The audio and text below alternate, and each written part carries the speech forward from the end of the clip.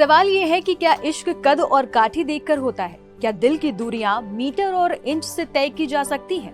आज जब पूरी दुनिया वैलेंटाइन डे मना रही है तो चारों तरफ लाल गुलाबों और प्यार के इजहारों का शोर है।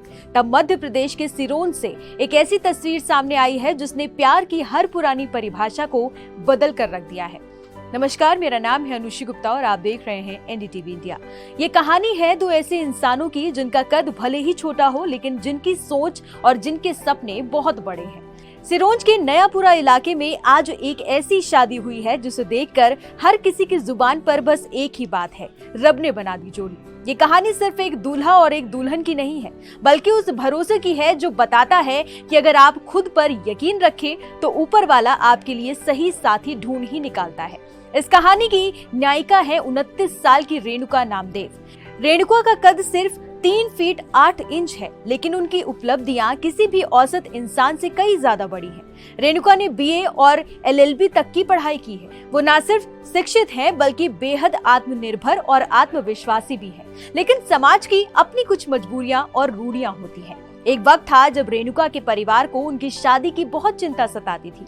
माता पिता को लगता था कि क्या उनकी लाडली को कभी कोई ऐसा जीवन साथी मिलेगा जो उसे समझ सके। कई रिश्ते आए, कई बातचीत भी हुई, लेकिन अक्सर बात कद काठी पर आकर अटक जाती थी। कभी दूल्हा बहुत लंबा होता था तो कभी विचार मेल नहीं खाते थे। रेणुका ने भी मन बना लिया था कि वो तभी शादी करेंगी जब उन्हें उनके जैसा ही कोई नेक दिल इंसान मिलेगा।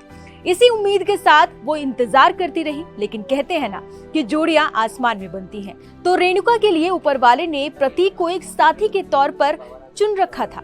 हाँ, ये अलग बात है कि रेणुका और प्रतीक के मिलने का जरिया सोशल मीडिया बना और अब से करीब 6 महीने पहले रेणुका और उनके परिवार की तलाश तब खत्म हुई जब पुणे के रहने वाले प्रतीक धानुक का रिश्ता सामने आया।